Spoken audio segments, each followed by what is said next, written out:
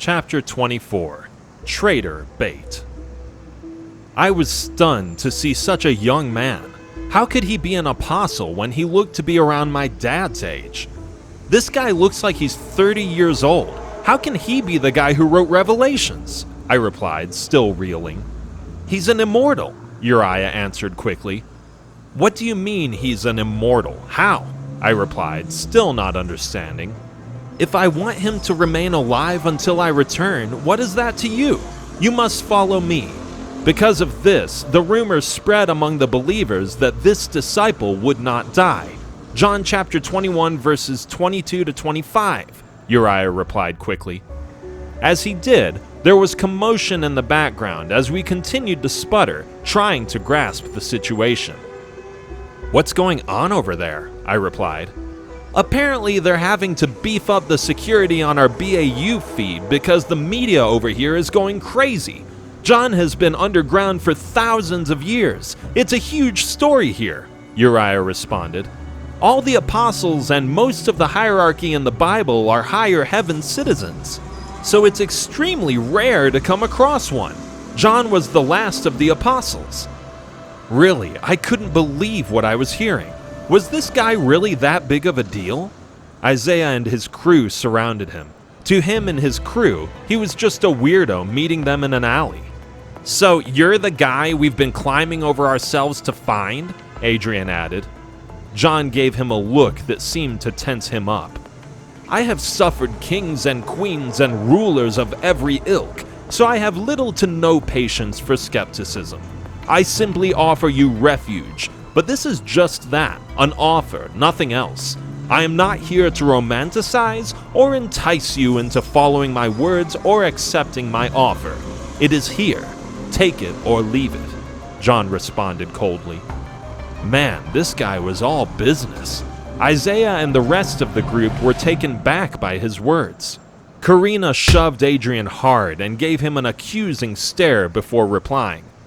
Sorry, you'll have to excuse Adrian. He's a bit of an idiot, she apologized. We just want to get out of here. He didn't mean anything by his words. We're tired and hungry, and we just want to get somewhere safe.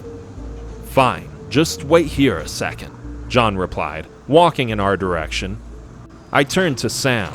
He returned my look. It was a look that fell between confused and nervous. What was this guy's aim? We couldn't understand why he was walking toward us. Could he see us? Isaiah, come with me. The rest of you can wait here, he ordered. Isaiah nodded, looking back at the rest of the crew, surprised. They all looked nervous, then turned, nodding, almost as if to be not wanting to provoke him again. I pulled my staff from its holster as Sam gave me a look, begging me to stop. What, you're going to fight an apostle? Sam replied, looking at me like I had lost my mind. I don't know. If I have to, I replied. We don't know this guy from a can of paint. Tim, don't do anything impulsive, Uriah intervened. But I understand your motives. Stay on your guard, but be discreet. You have no idea what this guy might be capable of. I mean, he did know Jesus Emmanuel and was taught the light arts by Jesus Emmanuel himself. But that was a long time ago. He's been underground for millenniums. I stood waiting for a door to open, but I was surprised to see John walk through the wall as if it was a mirage. I looked at Sam, who was as surprised as I was. How could he do that? Hi, Sam replied in a sarcastic manner. He smiled, nodding to us in a respectful manner. Isaiah looked a little more thrown. I stammered for a second. I was afraid that he would notice Sam, but he was more occupied with John at the time. How can you do that? How do we just walk through a solid wall? He responded in awe, staring at John like he was from another planet. What are you? I'm a disciple, a flesh and blood human being just like you, he responded. For a person who had been on the earth for thousands of years, he didn't seem to understand human culture. His responses seemed robotic and emotionless. It was eerie to witness. Well, are you a wizard or something? Isaiah continued to press. He looked at Isaiah like he had two heads, still not fully understanding the reasoning behind his line of questioning. "No," John replied. "Now, if you'll excuse me." He walked toward us as Isaiah noticed us for the first time. My heart was beating out of my chest, but he raised his brow for a second as if to be surveying us. In the end, he never showed any sign of recognition. "Hi," I replied, still grasping my staff for safety. I covered Sam as he approached, as Sam lightly shoved me to the side. "Tim, will you move?" he ordered. "No, stop, Sam," I replied as we jostled back and forth like 5-year-olds. John chuckled, looking us over before replying.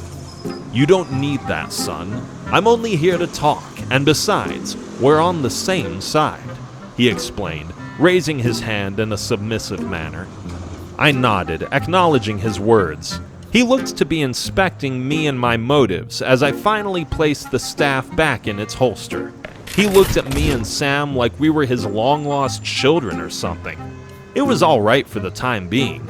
I was going to just go with the flow and see how things worked out, but I would be lying if I said I wasn't still nervous about his motives.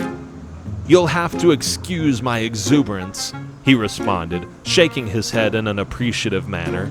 "It's just been so long since I've come across someone from the heaven realm.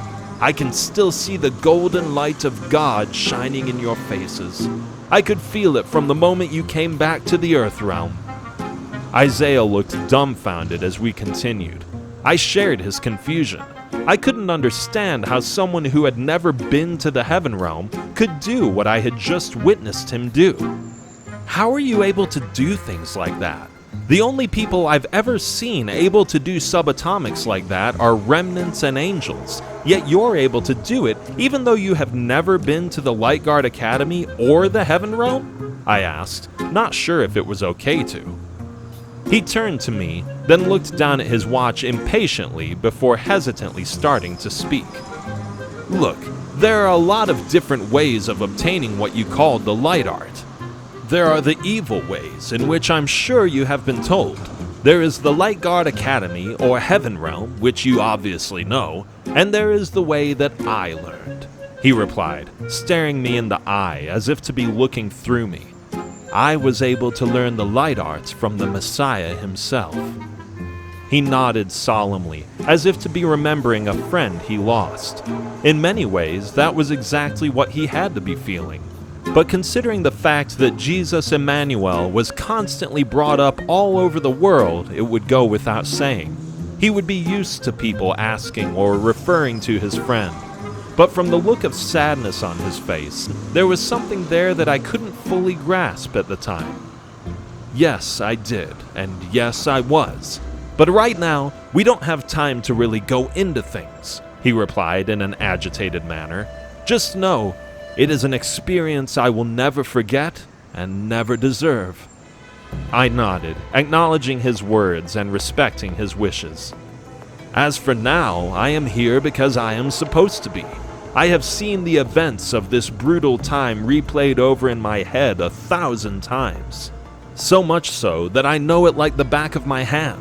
Every place, every face, every feeling, it's all I remember day in and day out. I know what to say, when to say it, and how to say it so that everything happens exactly the way it's supposed to. I know exactly what you want to know, and I promise you I'll answer all the questions you have in due time. As for right now, you are on an important mission to set in motion events that will shape the tribulation." "The tribulation?" Sam asked. "When does that actually start?" He looked at Sam for a second, shaking his head no. "The tribulation has been occurring for close to 700 years, he rebutted. "We are now just getting to the worst part." Was he serious? How was that possible? I thought Revelations was just beginning, but he was telling us that it had been going on for hundreds of years. It was hard to wrap my head around. "Wait, that doesn't make sense because I've always been told we were waiting for Revelations," I replied, pressing him. He shook his head. "Just like in biblical times, many men misinterpret the Bible, and in their arrogance, they start to perpetuate an idea that they themselves don't fully believe. These men have an idea and an earthly way of looking at everything because their faith is weak. So, in order to help them fully believe, they distort and adapt things to their times, or the things that they recognize so that others will believe it. But in doing so, they disregard the actual telling of the scripture, he replied with a sigh. I was a little confused. All I kept hearing was how we were training for revelations. It gives you the impression that we have something to train for that hasn't begun yet, I added. What you said is the perfect example of what I speak of. You just said that you've been told that you've been training for revelations, then you stated that it gave you the impression that you were training for something from the beginning. But think about the unsaid message in what you just spoke. It would give someone else the impression that you were misled to believe something, even though nothing you said ever had anything to do with a time period or a place within a time period. That is the folly of man. We have so many preconceived notions about everything that we come to our own conclusions based on a hypothetical that is in our own mind. I wrote a book a long time ago about my experience, and the vision that I saw was about this time. But in order to understand what I was saying, you had to be in my position, having my experience, having my memories, or else you could never analyze what I believe I saw or what I said. I wrote these things with the best recollection I could based on the experience I had. But as time passed, things that I thought were fantasy have now become the norm. I didn't know how to explain things like airplanes, tanks, or the things that were out of my experience.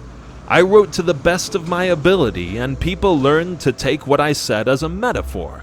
There are a lot of other things that they didn't. Starting with 7 years, people translated what I said into modern speak, but the word that I used at that time had no modern translation. It simply meant 7 cycles, not 7 years. But once again, I'll explain everything in due time, but right now isn't the time. I simply showed up to let you know that I'm here. And upon your return from the heaven realm, I'll explain to you the tasks that are ahead of you. For now, I'll protect the witnesses until you return. I'll take them to my facility on the Patmos Island, and when you return for your pilgrimage to New Eden, I'll be able to answer every question you have. For now, concentrate on becoming as strong as you can. I'll take care of training and preparing your witnesses for your return and his return. I gave a nod, not really understanding what he meant. I was too intimidated to press him. Why are you here now? Sam asked. I mean, there has to be a reason other than that. I mean, you've been on Earth for thousands of years, right? Why now? Isaiah and I turned to him, waiting for his response. He sighed in a relenting manner before continuing. I am the counterbalance. I am the small echoes of Christianity in this world now, and throughout history. I have been given the task of being the authority. I was the Albigensian movement of the early church. I was the one that kept true Christian faith intact, from Martin Luther to Martin Luther King. I was the spearhead behind every single religious movement since the death of Emmanuel, he replied, downtrodden. I looked at him. If anyone could help us with this task, it was him. But judging by his reaction, the last thing he wanted to do was spearhead another movement. You say it like it's a bad thing, I replied. He nodded his head in an agreeing fashion. It's hard to see the same cycle over and over again. As I said, I have been doing this a long time. The pain of losing your comrade never gets easier. I've watched the greatest sinners turn into the strongest Christians, and the strongest Christians turn into the vilest traitors, he replied. I find someone who I feel will be a strong leader. I train them and guide them. Inevitably, I have to watch them die or sell their soul. I've had a long time to run that painful cycle. I could see the pain in his eyes. He looked like a beaten man. I could tell he was genuine because his body had a physical reaction that was hard to miss. I nodded, agreeing, because I really didn't know how else to respond. "But why?" Isaiah replied. "Why would someone want to kill or change someone who could help so many people?" "Power, or more specifically, money. Money is the manifestation of everything that is wrong with the world.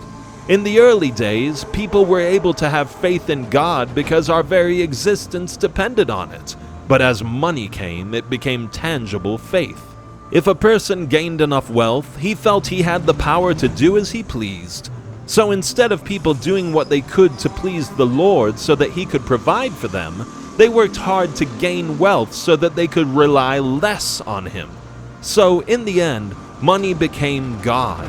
We sacrificed anyone or anything for it. As Emmanuel said, the love of money is the root of all evil.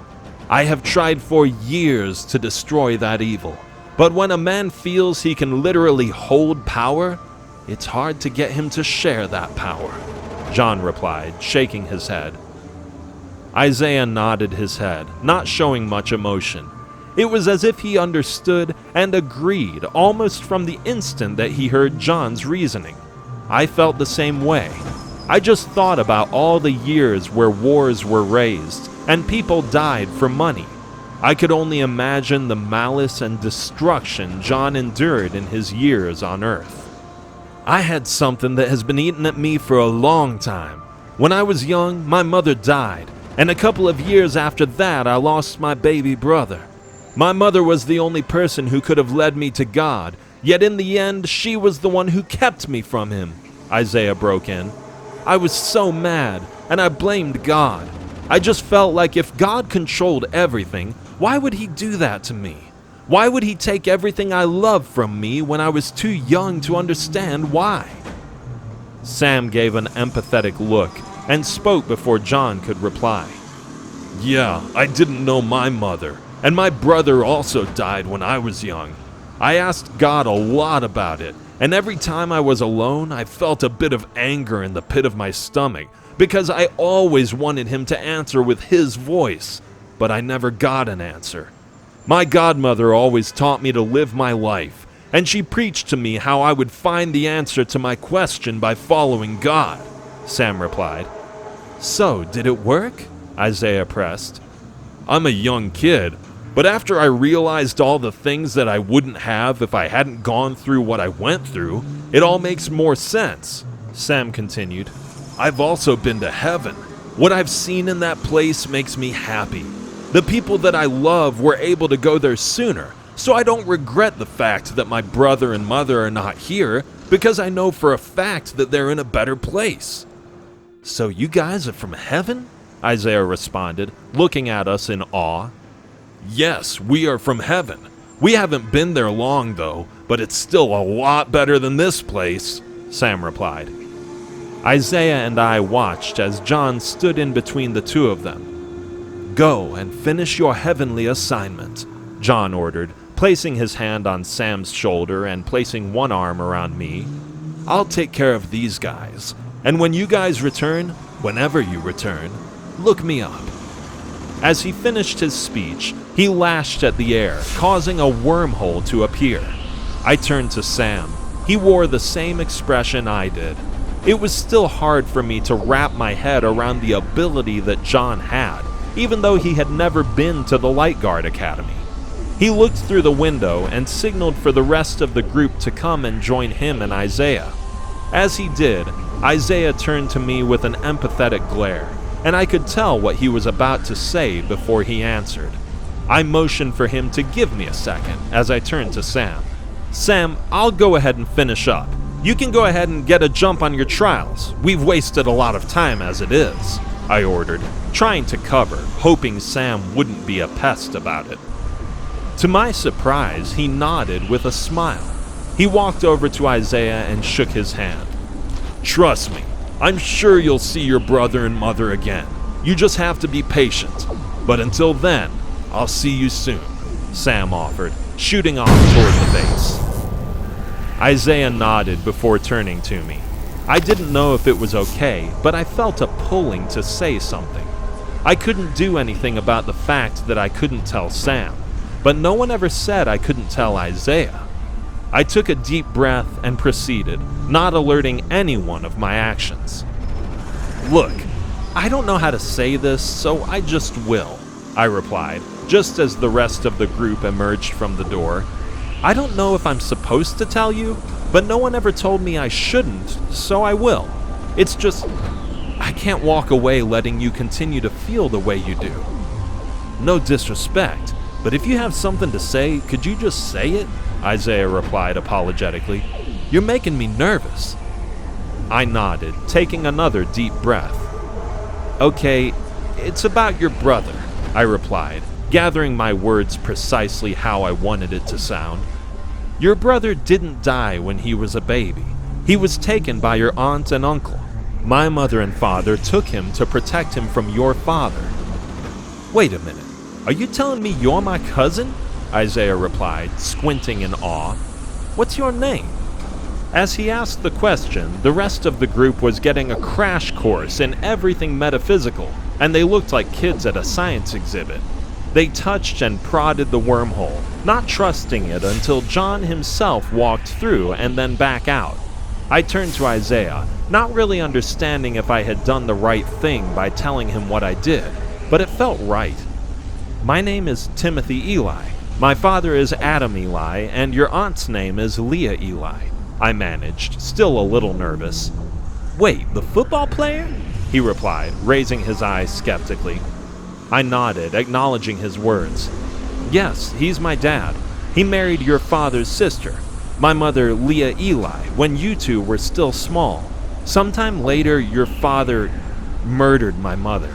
Then he found you and your brother.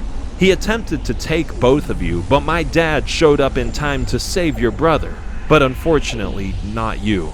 Because of it, your brother assumed you died as well. To protect him, my parents never let him know what truly happened to him, or anything about his family," I explained, almost apologetically. I could only imagine what was going through his head. It was a lot to dump on anyone, but I felt he should know. He gave me a waning glance, almost speechless in his expression. "So, my father killed my mother?" he replied, clenching his fist and turning away angrily. I nodded yet again, acknowledging his words solemnly. He continued his angry demeanor, nodding in a vengeful manner. "Do you know your father?" I pressed, picking up on his anger. "He came by to visit me a couple times, but I don't really know him. I woke up in a boarding school hospital. They told me I had been in a coma for a couple weeks. They said it was some type of explosion in the house when we were sleeping, which killed my brother and knocked me out, nearly killing me too," he replied. "It never made sense to me, but I couldn't ask any questions because my father would pretend that it hurt him too bad that he didn't know his other son. Even then, I knew he was full of it, but I had to play my part. I knew he was a powerful man. I also knew about the Rothman name from the history books and the stories on the news, but I never really felt a part of the family. I was at Byron Brook Prep with a bunch of pretentious, stuck-up rich kids who treated me like I was royalty. Everything was going fine until I came across a story about revelations on the news. It caught my attention, so I started to do research. I searched the dark web and came across claims about my father and the disappearances that lined up perfectly with what my mother always taught me when I was younger. That's when I knew I had to get away," he replied, almost reliving it as he explained. "But regardless, you say my brother didn't die. Well, where is he?" I took a deep breath, not really knowing how to say my next words. I was unsure about the reaction I would get. "That kid who just left? That's Sam?" I replied as his eyes grew large. "That's your brother." "Are you seriously trying to tell me that my brother was just standing in front of me?" Isaiah asked in a pressing manner. He wore a look that seemed like the inside of him was crumbling. It was like he was about to pop. He ran his hands through his hair in a neurotic motion. I couldn't tell if he was about to cry or break something, but either way, he didn't look happy. "Yes, he was," I responded apologetically. but we couldn't tell him because your father is still looking for him. If he found out you were his brother, it would be harder for us to keep him from learning all the other things about his past. I don't agree with it, but I trust the people that asked me to do it." Isaiah nodded, acknowledging that he understood my situation. "Where is he going?" he asked. I looked in the direction Sam had just gone off in before responding. "It's a long story, but we are doing a mission that was given by God. I can't really get into the details of it, but we basically have to go and retrieve something from a base on the southwest side of New Angeles," I explained. His eyes grew large at the sound of my words. He walked toward me, still looking at me as if I was playing a joke on him. "Wait, does he know what's going on? Some guy hit that place about an hour ago. They say he was around my age. It's how I broke out from the beginning. Regardless, they fortified that place. There's no way you guys are going to get through that by yourselves. And to top it all off, my father's there," he explained in an agitated manner. His words sent my heart into my throat. If this guy had a hand in killing my parents, what chance did we have against him? My mind was going a mile a minute. I had to catch them before he got too far. It was all over. Did the council set Sam up by purposefully giving him a mission that they knew he couldn't do? I was nervous and livid at the same time. Anything seemed possible. "Tim, you have to get to Sam," Uriah broke in. "You shouldn't have said what you did, Tim. Your feed was being broadcast. Lucky for us it wasn't live. They were able to cut the feed, but be careful about saying classified information."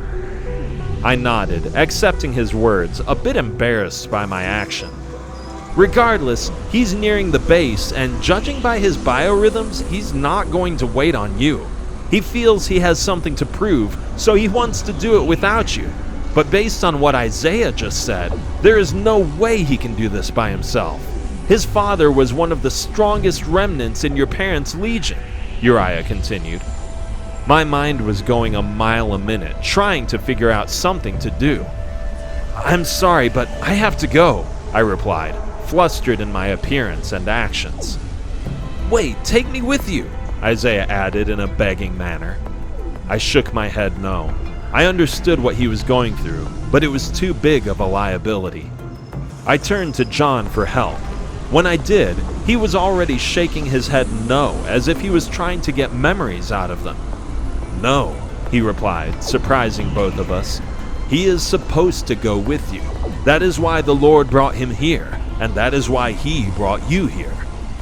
I didn't know what to do, but if the guy who wrote the book on the end of time was telling me I was supposed to do something, I wasn't going to argue. "Just take him," Uriah seconded. "If the guy who wrote the book believes it, who are we to say he's wrong? Just be careful." Just as I was about to give in, I felt a weird surge of energy. I shuddered as a feeling of pain and regret shot through me. In a flash of light, my body felt as if it was being transported. As it moved, I could see what it was for the first time. Sam had been caught, and I was feeling everything he was at that time. "Uriah." "Yeah, I felt it," he responded before I could get the question out. "The whole Legion felt it." "Man, what is going on?" I replied, frustrated. "Why didn't he wait for me?" "What's going on with my brother?" Isaiah added. "They have him," I replied, my head spinning. "Look, if you're going to have to find a way, because I have to go and I don't have time to carry you." As it stood, I didn't know how I was going to be able to catch them before they turned him into his father. "Trust me, I can help," Isaiah replied. I didn't have time to argue. My mind was racking, thinking of something that I could use that could help me. I reached down and grabbed my medallion. It flickered violently as I forced a wormhole open. "Well, give me a second. I'll come back and get you," I replied, reacting as fast as I could.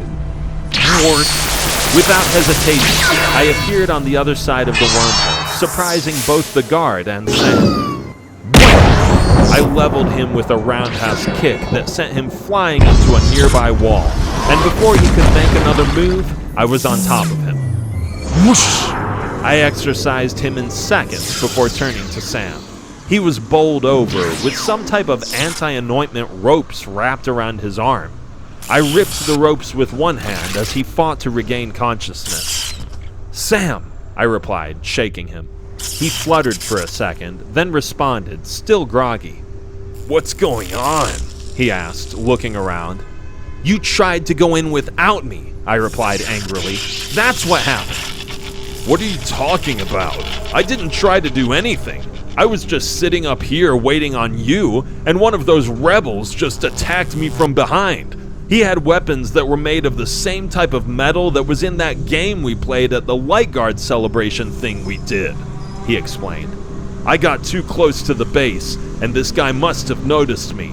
Luckily, he didn't notify anyone of my presence. He said he was heading back to personally take me to their leader guy." I nodded impatiently before staring around cautiously. "Look, I have to go back and get Isaiah. Don't move from this spot, okay?" I shot in an ordering manner. "Wait, what?" he shot. "Why is he coming?" I was a second from revealing the truth before I caught myself. "Look, it's a long story, but he says he can help us get inside, and if they do have anti-anointment metal, we'll need him. We're not going to be able to just bull our way through this thing." He nodded his head okay as I revved up my medallion once more and stepped through. I startled John and the rest of the group with my appearance. "Is he okay?" Isaiah replied, catching me off guard. "Yeah, he's fine, but we have to hurry," I replied, out of breath. "But before we get to that point, I want to lay some ground rules down for you. I understand you haven't seen your brother, but he can't know that he's your brother yet. At this point, I'm too young, and they haven't really expressed to me why, but I made a promise that I wouldn't tell him, so I need your promise to do the same."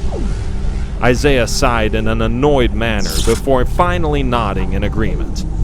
"All right, I get it," he uttered. "I won't say anything.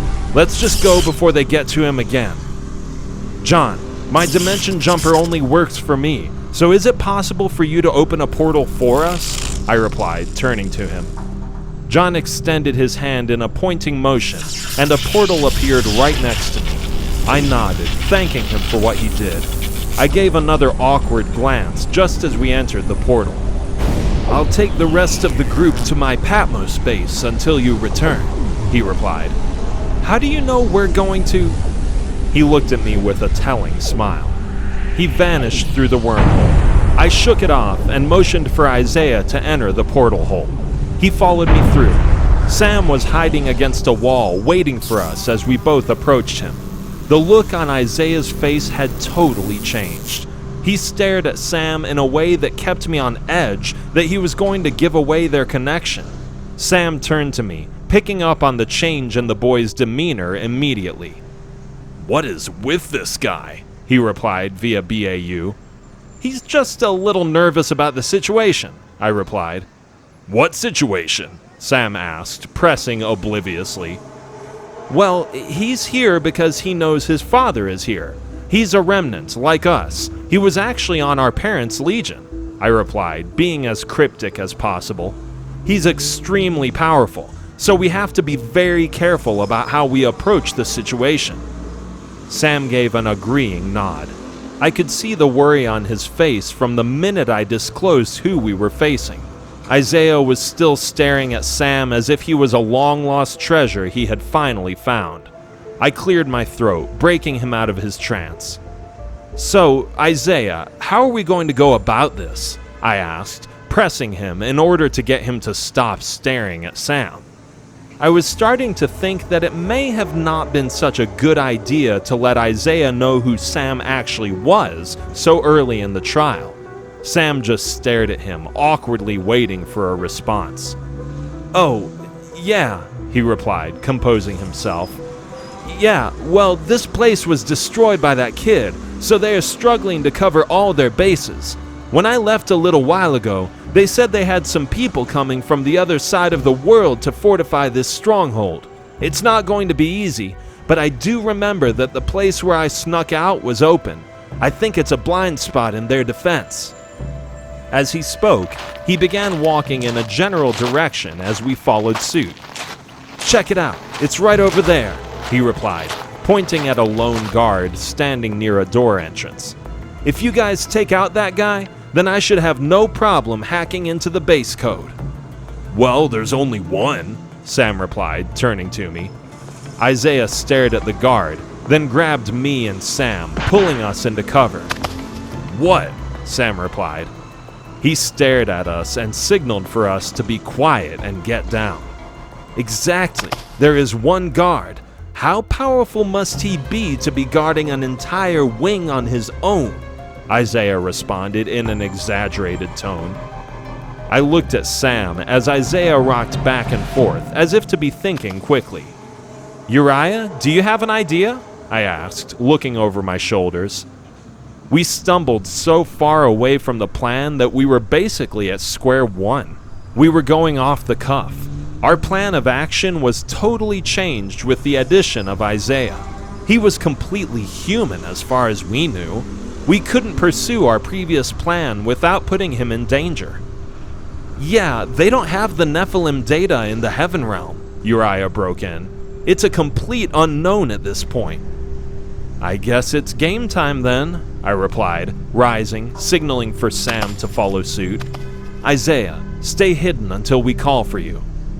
Wait, where are you going? Isaiah replied. You're going to get yourselves killed. Sam rose, patting Isaiah on the shoulder confidently. Been there, done that, he replied. Just sit back and watch. You're about to watch the top 2 remnants from the Theta Delta Legion. Theta what? Isaiah replied, rising. Ignore him, I replied, extending my hand to assure him. We've been in far worse situations. He nodded, creeping back into hiding position. Sam, I'll go out first. I'll see what he's got. Once I've got him pegged, I'll signal for you, I ordered.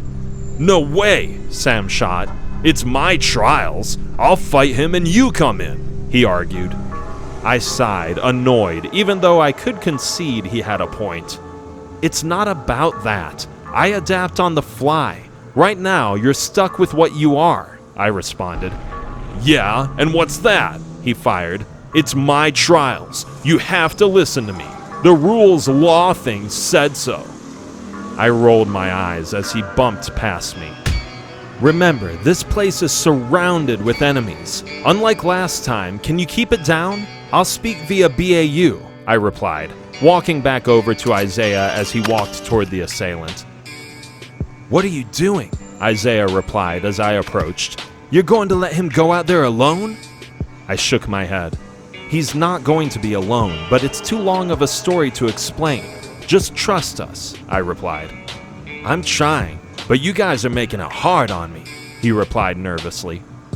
Sam emerged from around the corner. The guy perked up, dropping his guard at the sight of the small boy. Hey kid, what are you doing here? He asked, walking toward Sam. He was a tall man who looked to be in his early 50s to late 40s. He had on a rebel uniform that was covered in badges. Sam replied with a smile as he approached. You lost? Said the man, creeping closer. What do I say? Sam replied via BAU. Say yes and try to see if he'll allow you in, I replied. Boom! Sam flew past me like a bullet and crashed into a wall, creating a crater. Great. It was a ploy.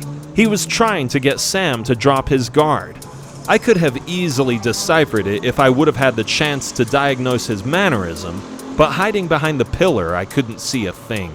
I quickly transferred my BAU to his eyes. He fought off the rubble and struggled to his feet.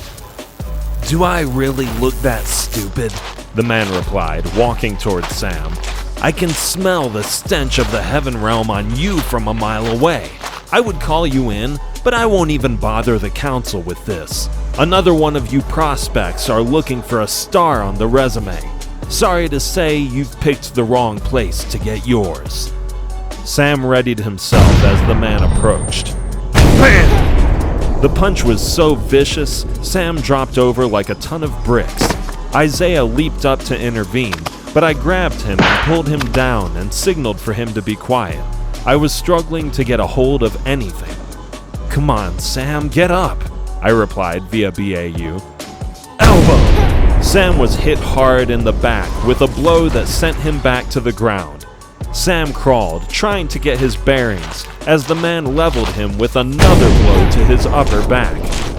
Do something, Isaiah replied. Sam, I grunted in frustration before leaping into action. I floored the man with a punch that sent him flying into a nearby wall. The man shook off the cobwebs. He turned to me, aching from my blow. I helped Sam to his feet as the man bled from his mouth. Who are you? The man asked, struggling to stay conscious. Blam! I finished him with a punch that made him close in on himself like a dying star. Dude, that's the least of your worries, I replied, looking down on him as he exploded. I turned to Sam, who limped toward me, knocking the dirt off himself. Wow, that was easy, Isaiah replied, walking toward us. Sam walked with his head down, almost embarrassed. Well, that's Tim, making the impossible look simple, he replied, cracking his back. Unfortunately, he has the same effect on his friends. You okay? Isaiah replied, looking at him. Yeah, other than my pride, I'm fine. I can take a mission and keep on ticking, Sam shot. Wait, what? Isaiah replied, thrown. Just let it go, I replied, stopping Isaiah before he started. Let's just get out of here before someone else shows up. Sam, I grunted, rolling my eyes, you have to be more patient. Jacob just talked about that. You're going to get us caught. That was too close. We're lucky there was no one else around or we would have been found out. He sighed, looking at me as if I was being over-dramatic. Isaiah stood, staring at Sam as if he was an alien. That was amazing, he replied, still looking Sam up and down. Yeah, it was, wasn't it? Sam replied, looking at me in a I told you so type of manner.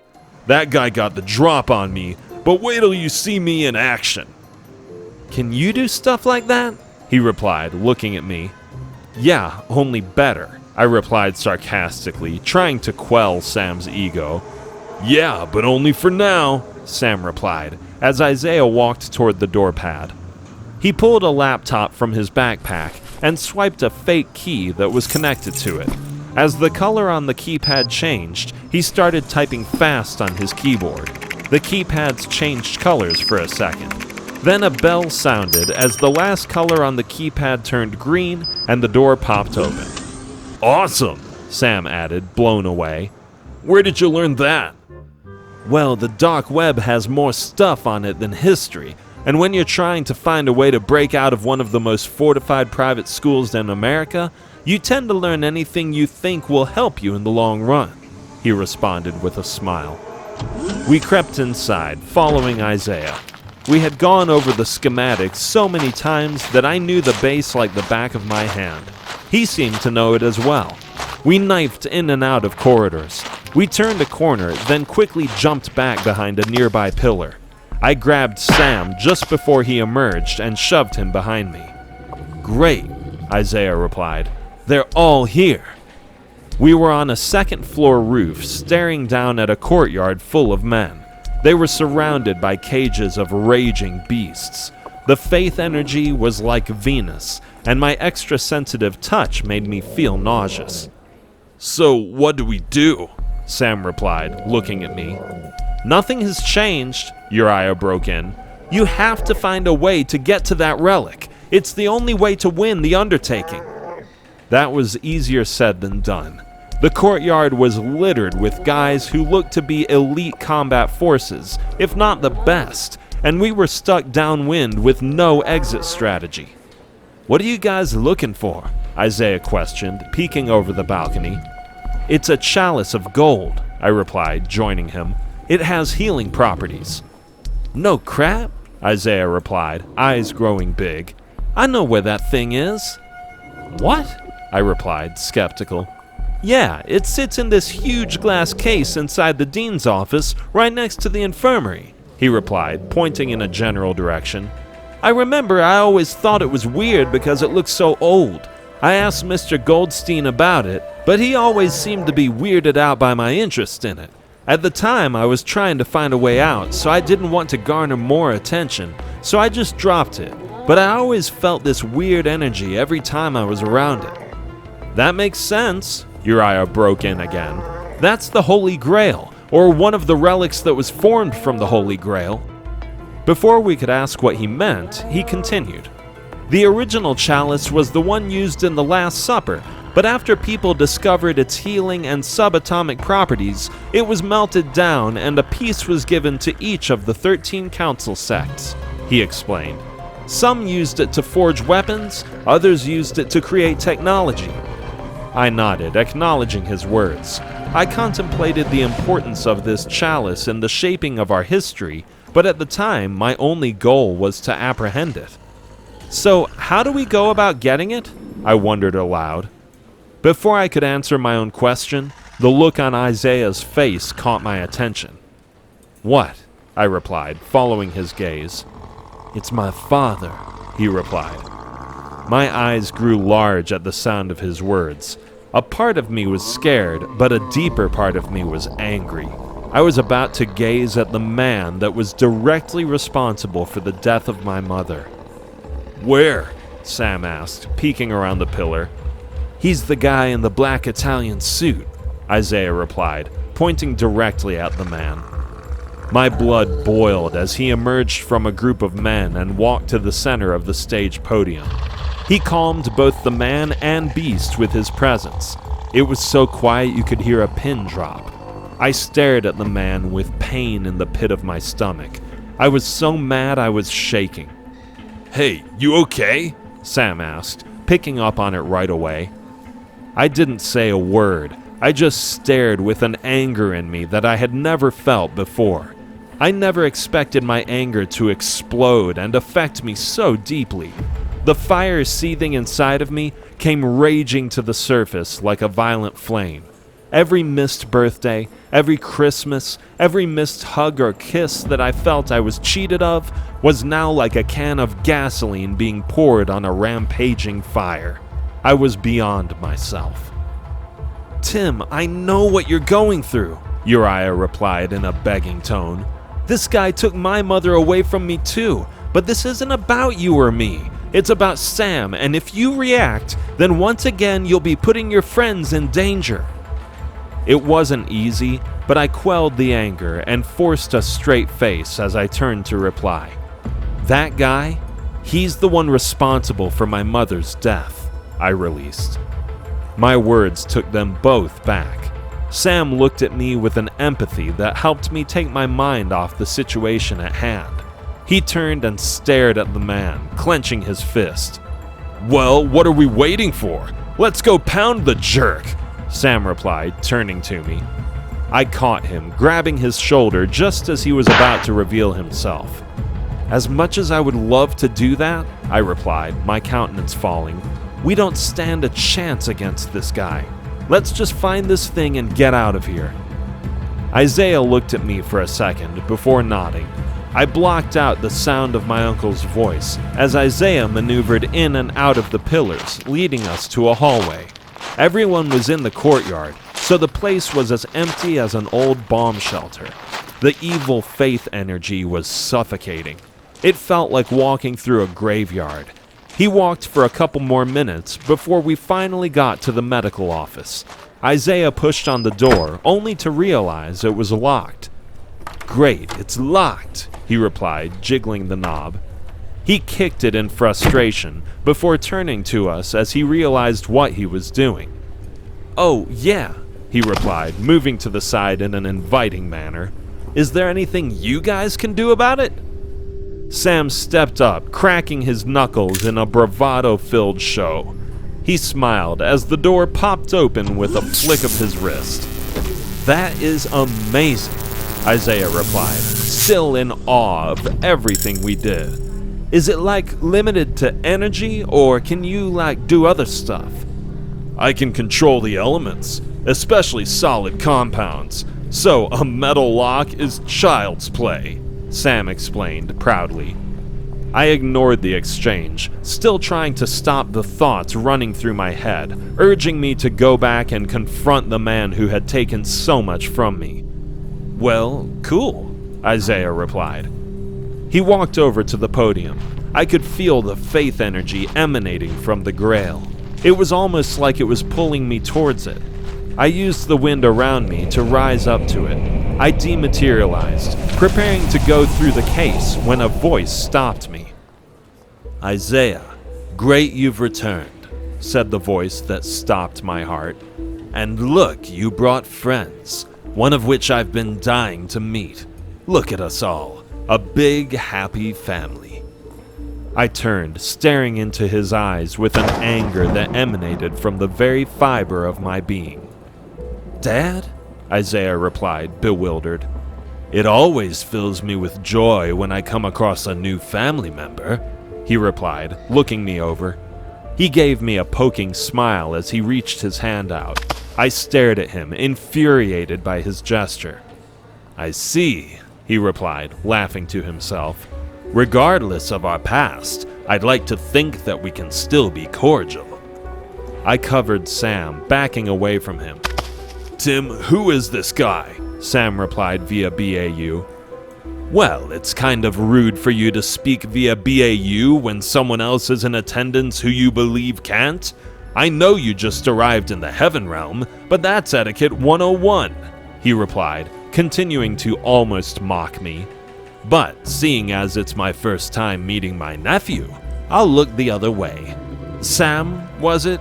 I get it, Sam. She's got a sense of humor, if nothing else." He paused, chuckling to himself, speaking to himself in a manner that confused everyone. He shrugged before turning to me like he was continuing a business pitch. "Anyways, I'm Tim's Uncle Phil, not to be confused with Tim here's Uncle Philip," he responded, turning to me. "Peter Selly's father, that is, Sam. I'm sure you know him, seeing as you've been chumming around with all of my old gang's offspring, but that's neither here nor there. Nice to meet you. My name is Philip Rothman, to be exact." Sam turned to me, confused by his words. "Philip, what?" Sam asked. "Philip Rothman? The guy from TV that kills Christians?" "Mostly, but I also find time to go golfing on the weekend. That is, if time permits," he replied with a feigning sympathy. My nostrils flared at the callous way he spoke about the millions of people that had lost their lives. "You'll have to forgive my less than humored demeanor, seeing as two of those Christians happen to be my mother and grandfather," I replied with vitriol that picked up throughout the statement. My power exploded, accompanying my words. It was almost instantaneous. I was covered in light. I was possessed with anger, and my power felt uncontrollable. The tattoos of light covered my body, and my hair had long strands that were lit up like streamers. Isaiah recoiled from my power, and Sam stared at me like I was an alien. "I didn't kill your mother," he replied with a flick of his wrist. "I would never harm my sister." I went to move, but before I could, I felt a jolt that felt like a sucking punch. I dropped to my knees, gasping. I felt the power being pulled from me. Sam went to cover me, but I shielded him, pushing him back. "What did you do to him?" Sam asked, running to my side. "I didn't harm him. But if he is going to be in my presence, he needs to be more careful in the way that he addresses me," he replied, staring through Sam like he was nothing. "Especially when it's concerning my sister." "How did you do that?" I asked, staring up from a kneeling position. He walked towards me as Sam intervened, leaping in front of me, blocking his path. He moved him to the side, sliding him like he was a piece on a chessboard. "That isn't important. The most pressing thing to address takes precedence," he replied, continuing his pace toward me. He knelt in front of me until we were eye to eye. He placed his hand under my chin as he spoke. "The reason your mother is dead is because of your father," he shot with an intense glare. I didn't believe his words for a second.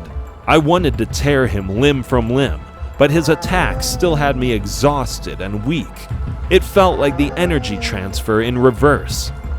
"You're lying," I grunted, staring at him with stone-cold eyes, wheezing to catch my breath. He stared at me, frustrated by my response, then punctuated his demeanor with a large exhale. "Your father is an egotistical, self-righteous idiot," he replied in an agitated tone. "All he had to do was tell me where my sons were. But no, he had to be the good soldier and force my hand. And to be honest, I had no qualms with going to that extreme. I wanted to kill the guy from the moment I met him." I tensed up at the sound of his voice. I felt helpless, but I still wanted to rip the guy to pieces. I couldn't move, and my body felt heavier than it ever had before. His jaw clenched, showing an outward sign of emotional vulnerability. "But my sister, your mother, she had a remarkable power. That power, it allowed her to swap souls with anyone, anywhere, and at any time," he replied, showing visual signs of regret on his face. "And as I went in for the killing blow against your father, your mother exchanged souls with him, sacrificing herself in the process." He lowered his head in an attempt to shield his emotions. "I just wanted my boys, and if your father would have minded his own business, then my sister would still be here. Instead, I had to watch the only person I would ever die for die in my hands," he replied angrily. "So after that, I began my war with your father, a sort of revenge. I set out to eliminate the disciples of the light and take them away from their children just like they had taken me away from mine. I systematically took out each and every one of them. But your father was a hard one to crack. He was always one step ahead. He would always show up before I could finish the job and save at least one. He was a constant thorn in my side." I stood emotionless. I had so many emotions running through me that I truly felt my body had overdosed on it. I was mad, scared, and angry. I had no response. I showed no real emotion beside a blank stare into nothingness. All the pain we had gone through, all the things that me and my Legion mates lost out on, was a product of a selfish man's revenge. "Did you kill my mother as well?" Isaiah butted in. He paused, closing his eyes as if to be visually stung by Isaiah's words. He put his hand over his mouth in a pulling motion in a show of frustration. "Son, there is something you should know about that as well," he replied, walking toward Isaiah as he spoke. "There's more to it than just that." "Don't call me that," Isaiah fired. "You lied to me." He seemed thrown by Isaiah's words. His body seemed drained of emotion at the sound of his son's words. "How were you able to find us?" I replied, cutting him off before he could respond. He gathered himself before breathing deep and responding.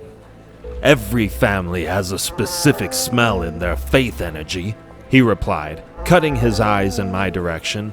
"A sort of feel to it. That Eli's self-righteous scent reeks off of you. I can smell it from anywhere."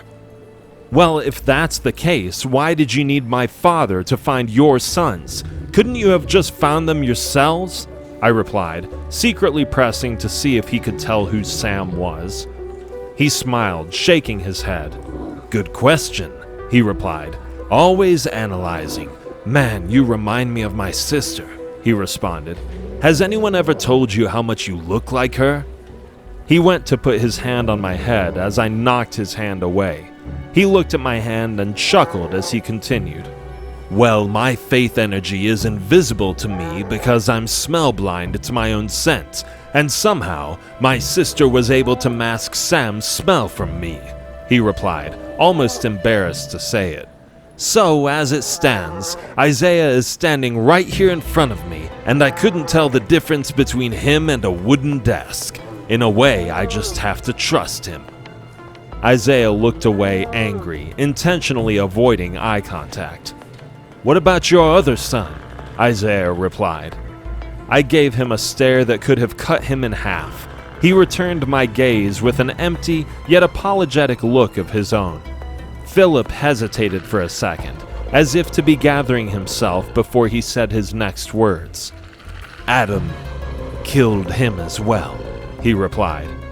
I wanted to press him, but as oblivious as Sam could be at times, it was only a matter of time before he started piecing together the stories of his life. I raised my hand, stopping Isaiah before he could respond. Can you smell my mother on me? I shot angrily, as tears started to form in my eyes. He looked lost for words before nodding his head. Of course I can, he replied. Whoosh! I punched the ground in frustration, fighting through the stasis he had me trapped in as I replied. Then you should know that her spirit lives in me, and it wants your head, I replied, powering up. He flicked his wrist, dropping me down once again. Sam leaped in front of me, once again shielding me as I writhed in pain on the floor. We came to get that relic, and we are not leaving until we get it, Sam replied defiantly. He looked at Sam with a pitiful grin and covered his mouth as if to be holding back laughter. You'll have to excuse me, but are you saying you're going to take it from me? Philip replied. Sam, do you have any idea who you're talking to? Sam stood unflinching. I was hesitant to even let him speak to his father. The risk was too high, but it was bugging me that he could understand or feel my energy, yet he couldn't do the same with his own son. The way he was acting, it was hard to believe he was speaking to his own son without knowing it.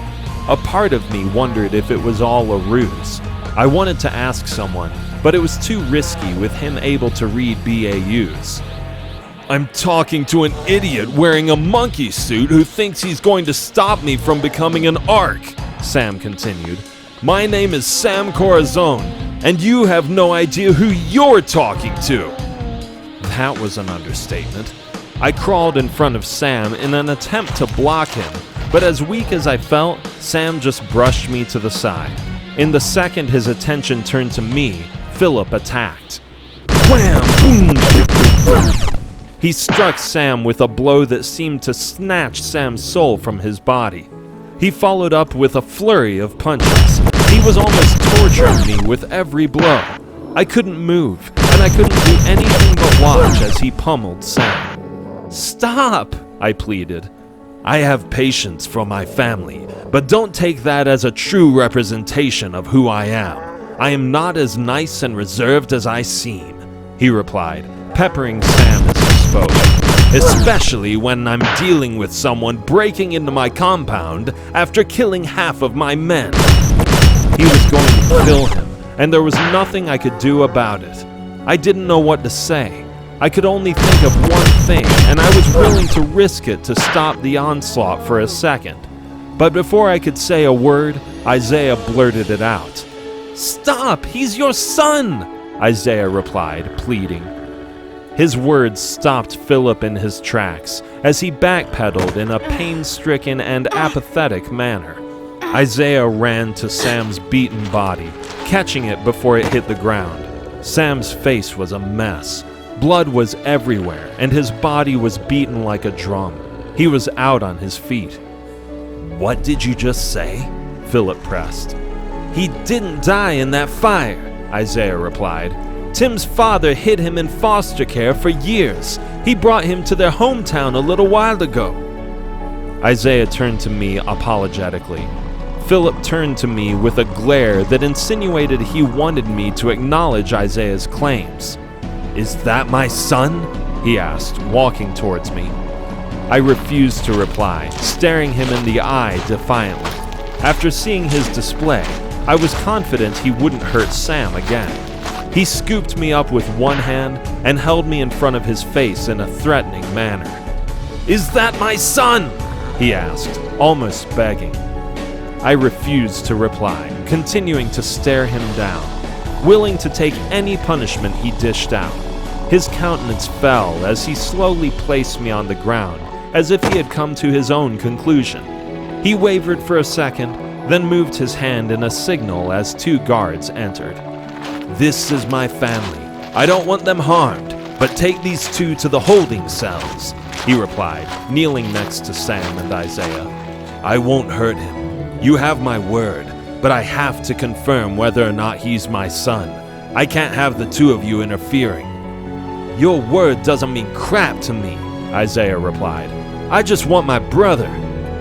The 2 men walked over to me and Isaiah, grabbing us and placing us in handcuffs. My handcuffs were like cinder blocks. They seemed to have layers of anti-anointment metals embedded in them. I tried to force my way free, but these anti-anointment metals actually did prevent me from using my power this time. "Let me go!" I screamed, fighting to get loose. It was my job to protect Sam, and considering what I had done to him in the previous battle, I was beside myself with grief. I watched helplessly as the worst possible scenario played out right in front of me. What choice did I have? What could I do? Not only was Sam going to fail the trial, but he was going to be captured by the last person on Earth we could afford to lose him to. Isaiah and I fought to free ourselves as they dragged both of us down a long corridor. It had been so long since I felt so powerless. The guards pushed me like the child I was, and for the first time since I had entered the Heaven Realm, I was completely at the mercy of my size and age. They shut us both into a holding cell. It was also coated in anti-anointment metal. It was so thick I couldn't even use my metaphysical powers. Isaiah crumbled onto the bed that was positioned in the back of us like a bunk. He cradled his head in his hands and pulled his hair in an agitated manner. "We have got to do something," Isaiah replied, rocking, worried. "Is he going to do something to Sam? Is that why they didn't want him to have us? Does he have some plan for the both of us?" I slammed the blocks against a nearby wall in a feeble attempt to break them as he spoke. I was intent on getting out any way possible. "I don't know," I replied, still slamming the boulder against a nearby wall. My job was to not let him get caught, and like everything, I messed it up by telling you who he actually was. He scrambled, shaking his head, blown away by my response. What was I supposed to do? He was going to kill him, he shot. I banged my head against the wall, helplessly realizing my limitations as I shook my head. Sam can regenerate, so I don't know what would have happened, but I do know telling him who Sam actually was is definitely not a good thing, I shot, trying to project my own feeling of guilt onto him. I stared at him, not knowing what to do. I didn't know what to say. I felt so powerless. I was just a normal 12-year-old kid locked in a bunker. We both sat in silence for close to an hour. I don't know if he was offended by my words or upset by his actions. I know it was only a matter of time before Sam awoke, if he hadn't already.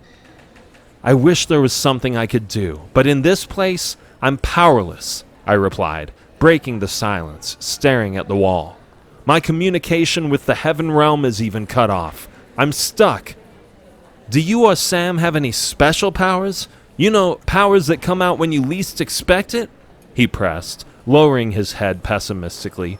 One they might not know about?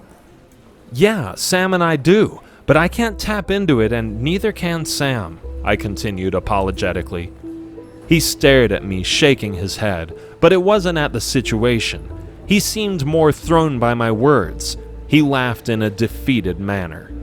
So, all that stuff about God never leaving your side and no situation being too much for him to handle is a load of crap then, right? Isaiah replied. I stared at him, not understanding his phrasing. No, it's not, but it's also not as easy as you're making it out to be, I replied angrily.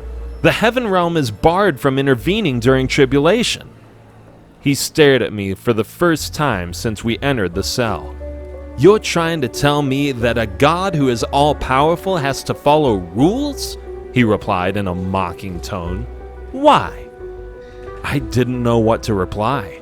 How was I supposed to know a question like that? I was only 12 years old. And that's not even considering the fact that I hadn't even read the Bible enough to know why I was there. So it was going to take every fiber of my brain to piece together why God had to follow his own rules. For the same reason that a government must follow their own rules, to protect the people that follow them, I replied, taking my best shot at it. What does it say about the logic of the rules if the person who wrote them doesn't have enough faith in them to follow? So a good way of thinking of it is the exact opposite way that you are thinking of it. You said why a God with all power would have to follow his own rules. Another way of thinking of it is, why would a God who is all-knowing need to change his rules? We'll get out because we wouldn't be here unless we could. My words seemed to revitalize me. I thought back to what John said. His words were so apropos. It lined up with what Jacob was saying. Their words played in my mind like a recording. I am as good as my faith dictates, I replied. I've overcome anti-anointment metal in the past because I was ignorant to its capabilities. But it's like John said, reality is what your faith makes it, right? As I spoke, my eyes lit up. I felt power like I had never felt before surging through my body. Crush! I smashed the two boulders that encased my hands together, and they exploded on contact. Isaiah looked at me in awe as I walked over to him and ripped the handcuffs off of his arms like they were paper. Show me where Sam is, I replied. He covered his eyes, squinting as if I was a bright star. What happened to you? Isaiah replied, looking me over. What are those tattoos covering your body? And why is your hair lit up? I looked down at my body and saw the tattoos and hair marks that were becoming all too familiar. I don't know, but right now, I don't care. Take me to your brother, I replied, staring him in the eyes intensely. He hesitated for a second and then replied, He could be anywhere in this place. I just don't know, he shot apologetically. Well, take me to where you think he might be, I replied, my powers surging by the second. Boom! I turned to the door as it exploded by the force of my power alone. I stepped outside of the cell and walked over the lifeless body of one of the guards as the others stared at me in awe. That's solid enchanted metal! There's no way! He responded, scooting on his butt, backpedaling in fear. Ah! Ah! He screamed, sizzling from the radiation of my power as I walked past him. Isaiah, stay close, but hide yourself, I ordered, walking forward, determined to find Sam or be destroyed trying. Jacob had done it. Now it was my turn. If God could give Jacob the power to take over a base by himself, why couldn't he give it to me? Siren! Siren! Siren! I stepped into the courtyard as the security alarm blared in the background. It was filled with elite rogue forces and wild beasts, but they might as well have been practice dummies the way I felt at that time. They stared at me right as one of the captains who stood on the stage pointed at me and ordered them to attack without saying a word as he retreated. Ah! I pulled their heads off of their shoulders like it was nothing. The others who were less powerful couldn't even come close to me without imploding. My aim was the captain, and anyone who got in my way was a casualty. Element Alpha, Light Command, Lightbringer, I replied, summoning a thunderstorm of electricity. I raised my hand in the air and absorbed all the lightning into the palm of my hand, almost mimicking Sam's technique of the letter. I smashed the energy into the ground with unbelievable power. The terrain exploded with electricity, turning everything in the vicinity into ash. Before I could even get a grasp on what I was doing, I was standing in front of the commander, my eyes drunk with power. Please don't destroy me before my time, he pleaded, dropping to his knees as I wrapped my hand around his throat. The injured kid. Where did they take him? I ordered, emotionless, as I cradled him in my hand, wanting to crush him with one shot. What kid? He replied, obviously playing possum. Shock! His body convulsed as I shot a concentrated stream of electricity through his body. "Please, they'll kill me," he begged, still convulsing. "Well, at least that'll give you a couple more hours," I replied coldly. "What is the name of the man you're possessing?" He stared at me, not knowing how to respond. His eyes went black, as if to be uploading the information before he sputtered. Landon Spade," he replied, petrified. "Where is he?" I replied, upping the stream of electricity that shot through. He screamed in pain, not knowing how to respond. "He's in me," he replied. "Not him, Sam. Where is Sam?" I replied, my eyes burrowing into him and the radiation from my eyes baking him alive. "He's in the infirmary on the 24th floor," he shot. "Who's there?" I shot. "2 Highgates are at the door. He's behind an anti-anointment barrier." I released him as he dropped, gasping for air. "Get out of him," I commanded. "Where do I go?" he replied. "I care about that about as much as you care about the man you're riding at this moment," I replied, becoming more agitated with every word. "I won't say it again. Get out of him before I exorcise you to the deepest part of the hell dimension." The man sputtered as his eyes went light, then dark, almost as if someone was turning the lights on and off, before the light burst forward like a flashlight had been turned on in his eye socket. And the strong smell of sulfur filled the air as a smoke cloud evaporated in front of me. As it did, Isaiah came up to me, wincing, out of breath. "Are you okay?" I replied, turning to him. "Yeah," he responded, "just tired." "Go to Ravine Way and wait on us," I replied. "I'll be there in a matter of minutes." "No," Isaiah replied immediately. "That's my brother. Besides, I'm the reason he's there in the first place." I looked him in the eye, partially empathetic. I was the reason he felt that way. "Listen, I shouldn't have said what I said in the lockup. It was me who made the mistake, not you. And I promise, I don't mean the mistake of telling you, so please don't take it that way. You couldn't have known what was going to happen. If you hadn't said what you said, I might have said the same thing," I replied, sympathizing with him. He shook his head at my words. "Regardless, he's my little brother and it's my job to save him," he replied, hanging his head in a defeated manner. I nodded, understanding where he was coming from and in partial agreement. "You already have," I assured him, as he raised his head and stared me in the eye, caught off guard by my words. "You made me remember what true power is. If it wasn't for that, we'd still be in that cell, and Sam would have no chance."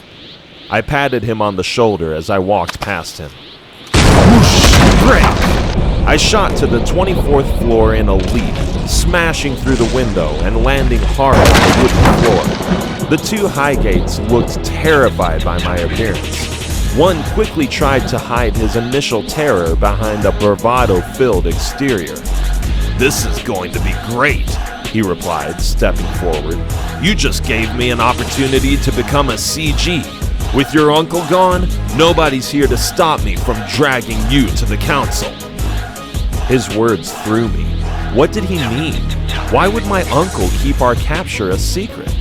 I shook it off as I prepared myself to battle the 2 Highgates.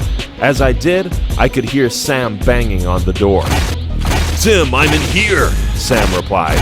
"They have that weird non-power metal all over this place. I can't get out." I didn't know whether it was smart or not to allow Sam into the fight. He may only get in the way like he did the last time. But the whole point of this trial was to get Sam accepted into the academy. If I did all the heavy lifting, there was no way that would be possible. I sighed as I backed over to the door. I smashed it open with one blow.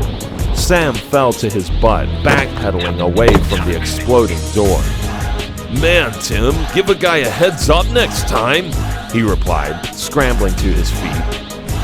I walked over and shot the 2 cinder blocks on his hands, shattering them. "What do you remember?"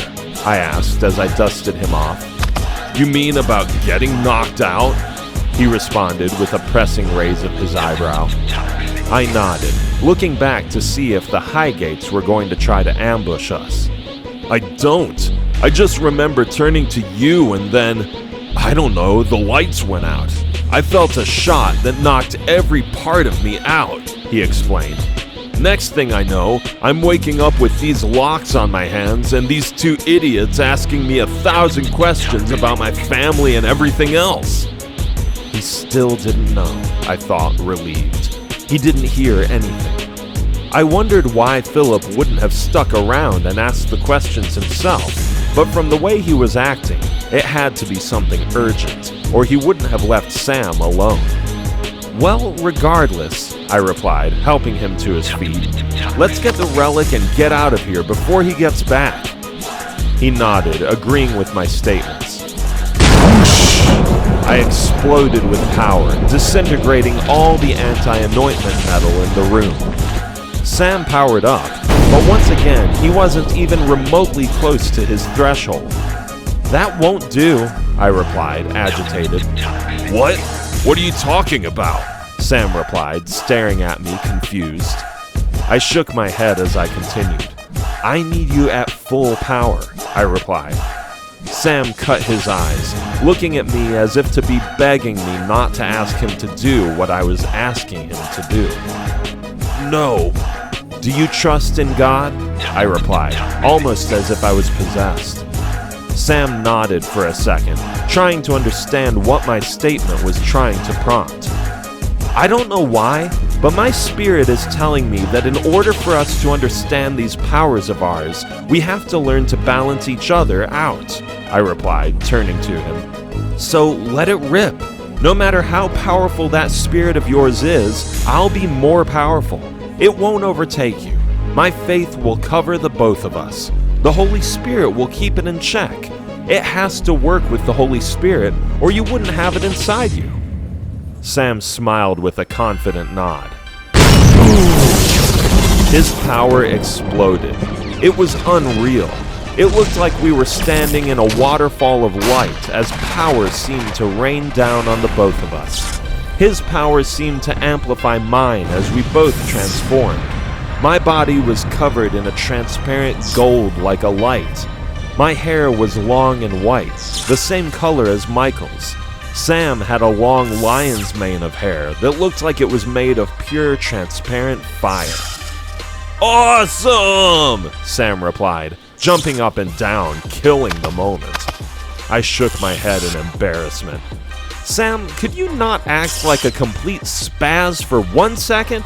I shot. It puts your opponent at ease. It gives them confidence. Oh, yeah, he replied, straightening his posture into cold and calculating demeanor. I can still feel it though. It feels like it's behind a cage, but I can still feel that spirit trying to take over. I nodded, letting him know I knew exactly what he was talking about. That's because I'm the one keeping it at bay, but the part of it that is controlled by you is still present, I explained, not knowing how I was doing it or how I knew what I was doing. But whatever, let's just destroy these bums and get you back to the heaven realm before something else goes wrong.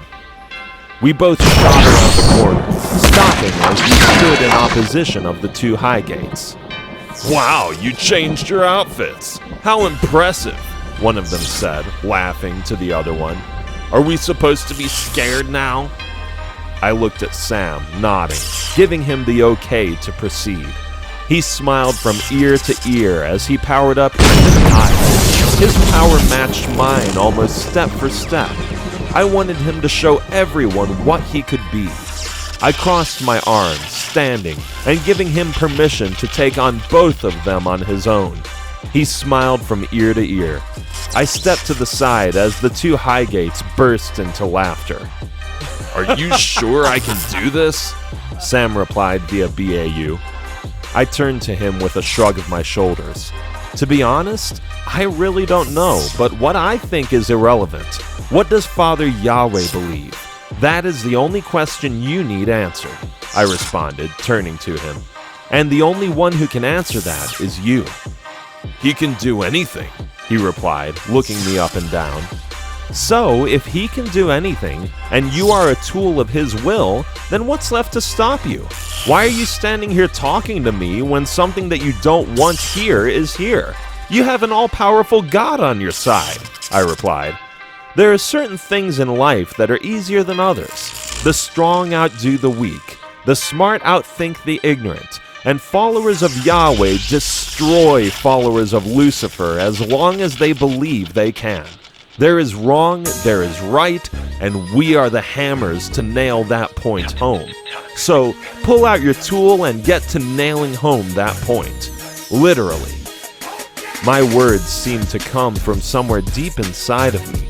Just as they did, my sight went from reality to memory, then memory back to reality repeatedly. I was standing in front of the burning fire all over again, and Father Yahweh's words came rushing back to me like a floodgate being opened. Then I'll speak through you.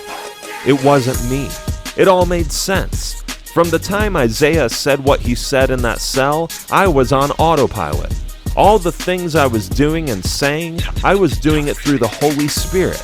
He was showing me what I was truly capable of, and now it was Sam's turn. There is no gray, I shot. You have an obstacle preventing you from doing God's work. It shouldn't be here, so it can't be here. Boom! Sam struck with a blow that sent one of the high gates flying through 3 separate walls. The other high gate stared at the scene, terrified by Sam's power. Boosh! Swing! Swing! The other high gate appeared, swinging a sword wildly, as Sam dodged him athletically, moving from side to side, toying with the powerful high gate like it was child's play. I'm faster. I'm stronger because God allows me to be, Sam mumbled under his breath, almost like a constant reminder. I'm faster, I'm stronger because God allows me to be. It was my style, but it was better than nothing. If that was what he had to do to train his mind and body to act accordingly, I was all for it. I smiled, imagining what those snobs back in the heaven realm were thinking at that moment. Every one of their preconceived assumptions went up in smoke, and I couldn't have been happier about it. I basked in it. Whiff! Sam slowly stopped dodging. He caught the blade in his hand like it was harmless. I'm faster, he replied. Whiff! He disappeared, using the light step with insane fluidity for his first time. I'm stronger, he replied, building up electricity in the palm of his hand as the high gate stepped back, almost cowering to the other side of the other high gate. Because God allows me to be. Boom! The explosion was massive. No part of the high gate remained as he exploded into ash. It trickled down like fog as Sam stood staring. His eyes were like 2 flashlights as electricity shot through the entire building. Pop, pop, pop, boom! Fuses and everything electrical in the vicinity exploded as Sam flexed his chops. All right, Sam, I replied like a proud father. Click! The other high gate stood searching the room for Sam, who had flashed to my side in a flicker of light. His speed and power, it was unworldly. It was on par with Sai, Jacob, and I, and we all had metaphysical abilities that helped us. He was a minimally trained speed trait who had no dematerialization or teleporting to aid him. Sam was using pure physical ability. There were no parlor tricks to help him along. I smiled from ear to ear. I had to find a way to unlock the ability that lay dormant in him, because if this was him while keeping his full power at bay, I could only imagine his power when it was fully released. I clapped proudly as his gaze turned to the next high gate. He backpedaled, still trying to grasp the situation. I stood with my arms crossed, blocking his exit. Oh no, Sam replied, wagging his finger in a mocking manner. Don't you want to stick around and continue to make fun of my new outfit? Sam walked toward him as I played catcher, blocking off his only other exit. Look, I'll tell you anything you want to know. Just don't destroy me, please, he begged, dropping to his knees. Sam rose his hand to strike. Sam, stop! I shot just before he landed his punch. Philip, why would he leave Sam all alone with you guys guarding him? It doesn't make sense, I shot, cautious not to say the wrong words. He had what he wanted. Why would he just leave him? He forgot the relic? Sam questioned obliviously. Just, Sam, seriously, let me handle it, I replied, covering quickly. Here, the man shot, handing Sam the relic. Take it, and look, all I know is, it was extremely urgent. He got a call from the council. Apparently they were meeting because some guy, the same guy who took out his base, returned. His power scares them or something. I didn't get the whole message, but regardless, it wasn't his choice to leave. He had to. This whole situation was a little too easy. Something didn't add up, but I couldn't get any advice. I wanted to ask Pete or Uriah for their opinion, but for some reason our BAU communication had been down ever since my uncle interrupted it. I nodded, taking in what the Highgate said as I pondered our next move. Sam turned to me in an asking manner. I nodded, causing the Highgate to shrink again. Please, he replied, begging. What is the name of the man you're possessing? Sam asked, catching my attention. His words were the exact words I used minutes earlier. It was eerie because at the time I said it, Sam wasn't there. He couldn't have been mimicking my words. I stared, trying to understand what was going on as the man replied. Xavier Calloway, he replied, mumbling his words. How long have you been in him? Sam shot. I've been in him for over 400 years, he replied. Sam's power erupted at the sound of his words. The spirit I held in check was now seeping through the spiritual barrier as his anger raged. And his family, his friends, and everyone he knew, he watched them die and had to live over 300 years in a purgatory-type hell watching you mutilate and destroy everything, Sam replied, staring him in the face, becoming angrier with every word. Please, I'm sorry. I'll get out of him right now. Just let me go somewhere else. Before he was able to finish his sentence, Sam had him by the throat. I watched, surprised and a little thrown by Sam's viciousness. I saw a light in the man's eyes, and shortly after that, the man fell over. I watched him as he walked past me. He didn't say a word as he leaped from the window to the ground below. He landed with a thud. I followed him, leaping down after him. Sam, you didn't have to destroy him, I shot, gauging his biorhythm. I didn't know if it was him or the spirit inside of him, but his biorhythms were off. What he did wasn't like the Sam I knew at all. Well, he didn't have to hold a guy prisoner for 300 years and make him watch as he killed his entire family, Sam shot, stopping to confront me. What are you talking about? I shot, not knowing where he was getting his information. I melded with his memories. I gave him the opportunity to tell the truth and come clean about all he had done. I wanted him to show some remorse, but he chose to lie, he responded, walking toward me in a confrontational manner. He deserved what he got, and much worse. I nodded, still thrown by his sudden change of character. How about the guy he was possessing? I pressed. Besides waking up in a world he won't really know, he'll be fine, he replied. After all he's seen, we'll hear from him again. Also, he has a good heart. He just dabbled in the dark arts and ended up possessed. I nodded, acknowledging his words. Well, let's get back to Isaiah before Philip returns, I replied, turning to leave. He agreed, following me. Within seconds, I spotted Isaiah and the man I freed minutes earlier standing, waiting for us. As we landed, Isaiah made a beeline for Sam. Sam looked at me, thrown by Isaiah's actions as he frantically looked him up and down. "You okay?" he questioned like a worrying mother. "Yeah, I'm fine," Sam replied, turning to me with a raise of his brow. I gave him a look that disregarded the reasoning of why a guy he had just met was treating him like a loving family member. "So, where do we go from here?" Isaiah replied, turning to me. I hesitated for a second, then sighed in exhaustion.